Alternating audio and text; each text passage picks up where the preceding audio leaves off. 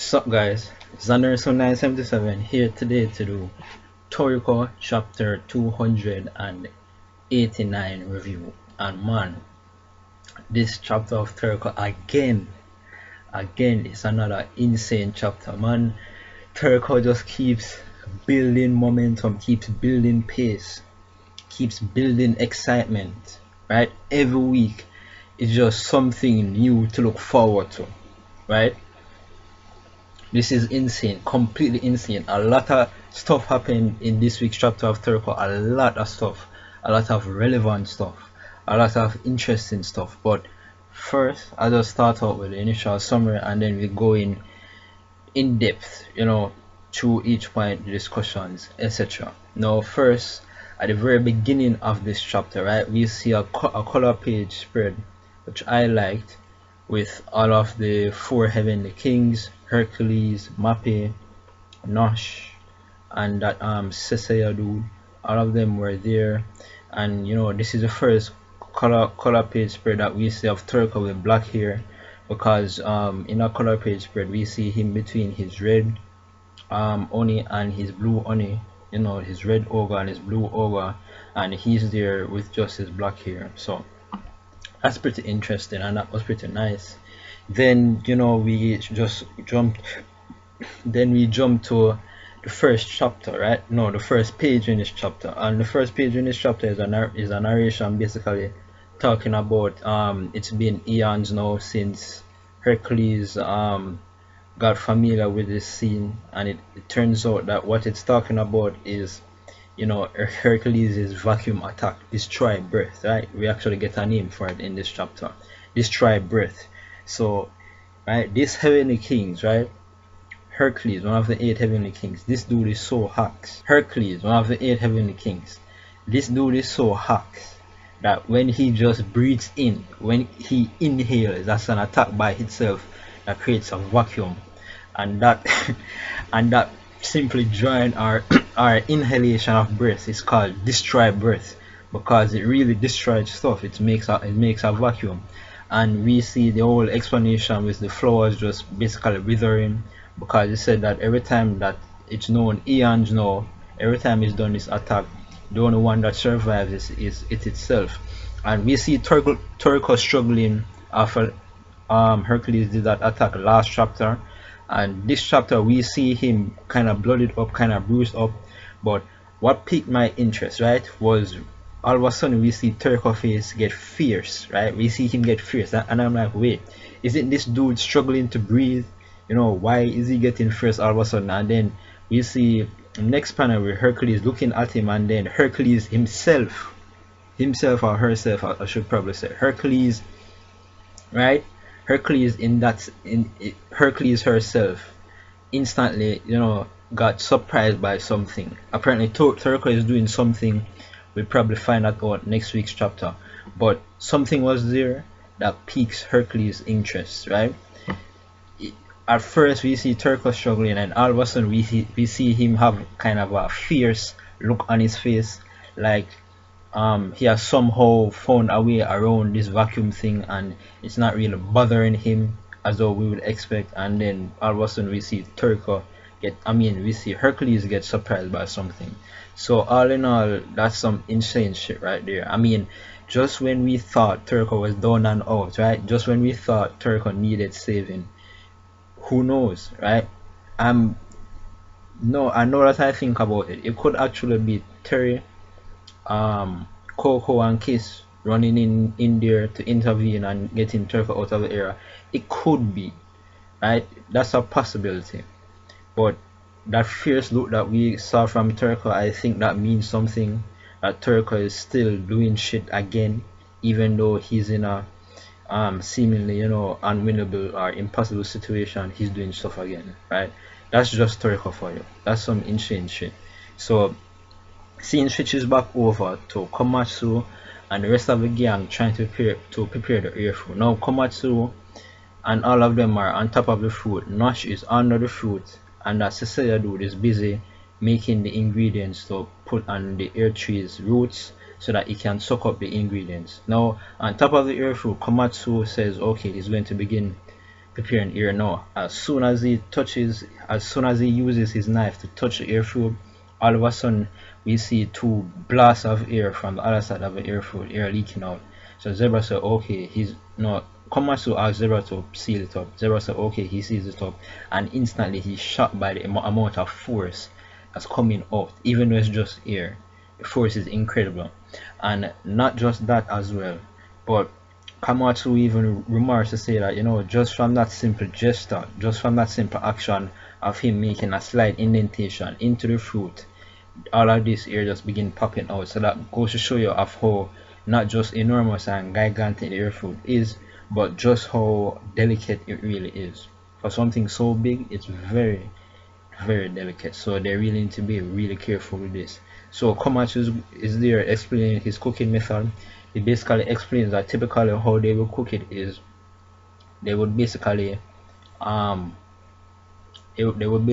cook to prepare air, right, in that fashion while it is up there on the tree. But as in the case of when he used his knife and the air begin gushing out, the air would typically gush out, and the percentages that will gush out will be about 30% of the total air, while 70% of a good taste of the air fruit remains inside the fruit. So that's why he's basically comparing that method and saying 30% of the quality of the air fruit is lost. So that's not a really good method, and he even goes on to explain his method. I'm not completely sure like there were some translation discrepancies from the translation from the scanlation site that I use. It wasn't 100% clear at all times, but this is what I get from Komatsu's explanation, right? This is just my opinion.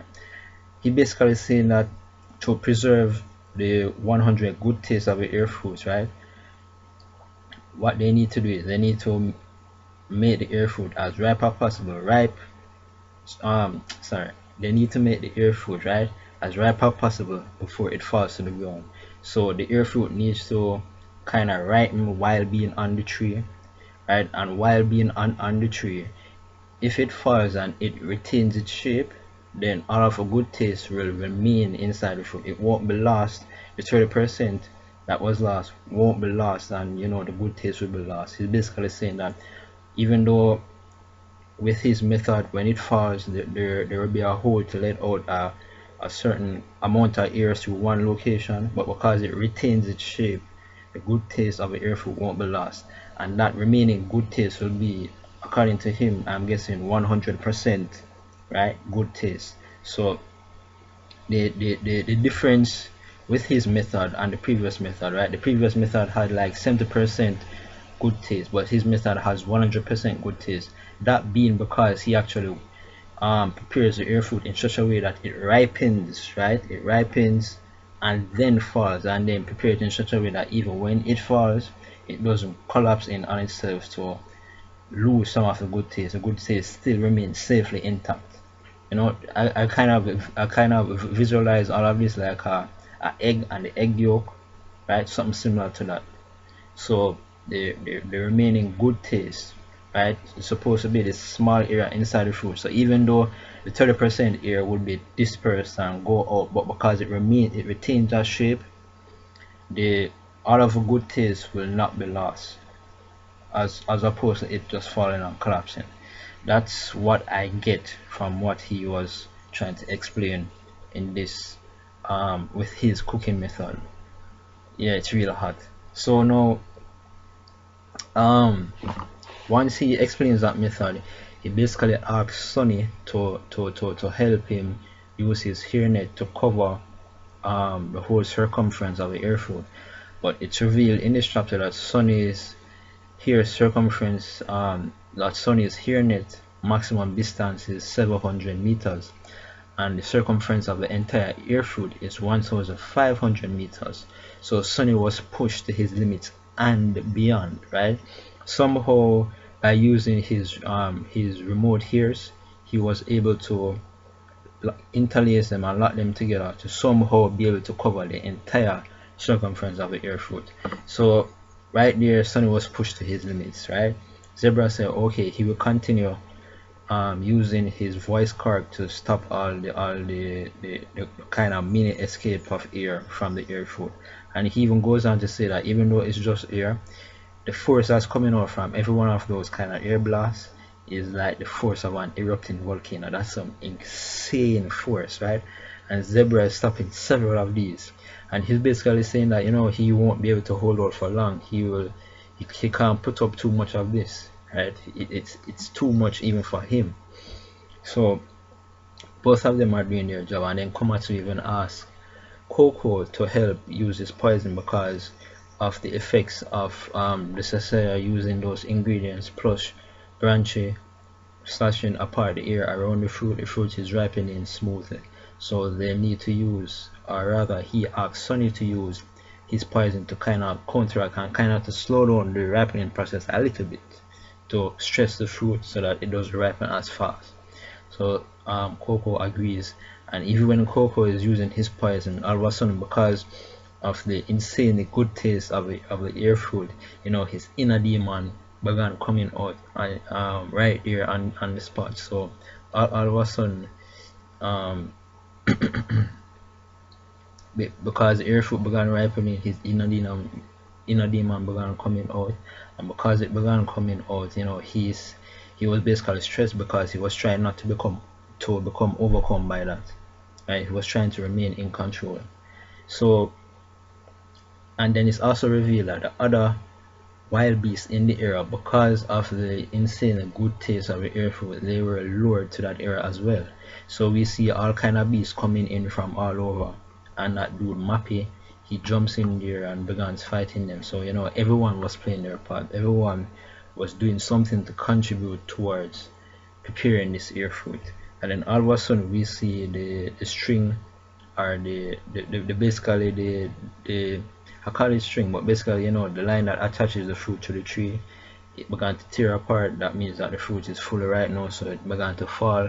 And as it began falling, surprisingly, Komatsu said that he still wasn't done, because even in Komatsu's case, while he was preparing, you know, carving the hole, you know, in that direction or in that way, so that when it falls, the air will just gush out through that one location, and the fruit won't collapse in on itself.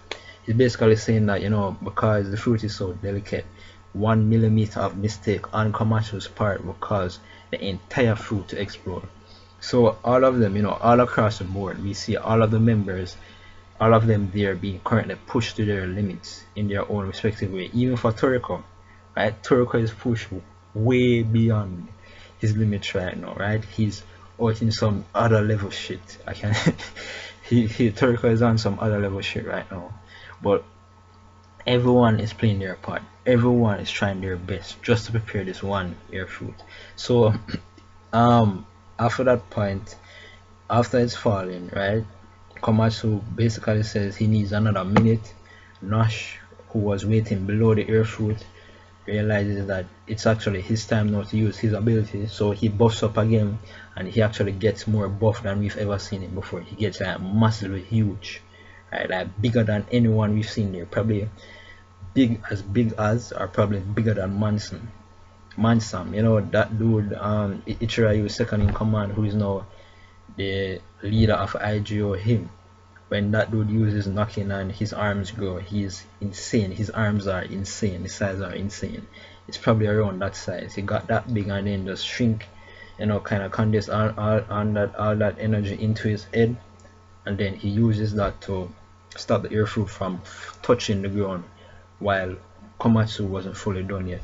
So he's there. Once it touches his head, he's like, oh shit, this is crazy, and he's trying his best to hold out. Brancher tells him that he has to hold out, even if it costs him his life, he has to. And you know, he's there trying his best, and we see Komatsu trying his best to speed up as possible, and he's saying, you know, I'm wondering if I'm going to make it. Will I make it? No, I can't. All of a sudden we see the surprising thing happen, the most surprising thing that we've seen for weeks actually. Even though the past couple chapters of Toriko has been absolutely insane, this is another crazy shit, right? All of a sudden we see like Komatsu activate his gourmet cells, right? This was actually hinted at, you know, a couple chapters earlier, right? When Chi showed them the apple, that had the scent of one of Acacia's of one of the ingredients of Acacia's full course on it, and we see all of the before Heavenly King's inner beast jump out. We saw some kind of reactions from Komatsu as well, like we see some wrinkles around his eye area, and you know he that was a clear reaction, right?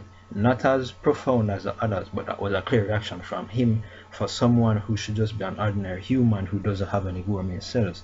That doesn't really make sense. So in this chapter of Toriko, you know, we absolutely get to see Komatsu's gourmet cells activate, and we see his whole looks change. He looks, you know, he looks like how a chef with a gourmet cell will look at, whatever that means. But you know, it's plainly obvious that he has now activated his gourmet cells.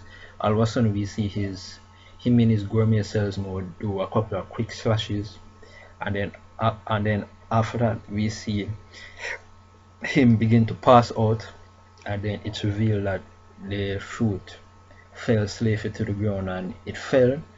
The ear came out through the middle just as Komatsu was trying to explain it, and it retained its shape. So you know, their whole plan, their whole procedure, it was successful, which is quite impressive, I have to say, in the least. This is crazily impressive. So now that the chapter is over, there are certain points that I would like to discuss, right? Even though this review itself is pretty long. Now, I was expecting Neo to show up, and I'm not sure if they will actually show up in this chapter. Maybe Mitsutoshi wants to show us like how the Toriko group by themselves, without any real external influence, go about preparing, you know, their teamwork in terms of preparing this air fruit, all of that. Maybe that's what really Mitsutoshi wants to highlight with this capture of the air fruit, because let's put it this way, right? They have a goal to capture all of the ingredients of Akasa's full course, but it's revealed that if they do not get this ingredients, then the area then the pathway or the area or whatever to go to the next continent where the next ingredient is, it won't open up. So if they somehow got this air fruit taken from them, or if this air fruit didn't come to fruition as well they would expect it, they would be basically stopping their tracks right there, and the story wouldn't progress. You know, even if Neo would intervene in that sense. So that's another way to look at it, why Neo themselves haven't shown up. I'm guessing if Neo doesn't show up within this arc of them trying to capture the air fruit, they will definitely show up in the next upcoming arcs. Maybe Mitsutoshi just wants to give the Toriko group this win, you know, kind of easy win. Well, not necessarily easy, because a lot of insane stuff happened, not just for Toriko, but for all of them there. You know, it was pretty insane. But maybe Mitsutoshi will probably up the ante as they begin to progress through the gourmet world, getting ingredients after ingredients. Maybe later down the line, I'm pretty sure later down the line, Neo group will show up. There's no doubt about that, if they do not show up in this current arc. So that's another thing. Now that also got me to realize that maybe the reason why Hercules was startled at that point was probably because he realized, you know, he sensed the air fruit ripening. Maybe that's what he sensed that piqued his interest, and not necessarily Toriko himself. Maybe that's my guess. So because he sensed the air fruit ripening, he probably is going to go in that direction to see what's really going on. So overall, you know, a lot of shit happening in this chapter, a lot of insane stuff. Every week Toriko is just been getting more and more insane. So you know, I'm totally clueless as to what might happen next week, right? It could be anything could happen. But overall, I thought it was another awesome chapter, another amazing chapter. Toriko just sets the bar higher and higher week by week. But overall, that's it. That's my review. Remember to rate, comment, subscribe. Sayonara.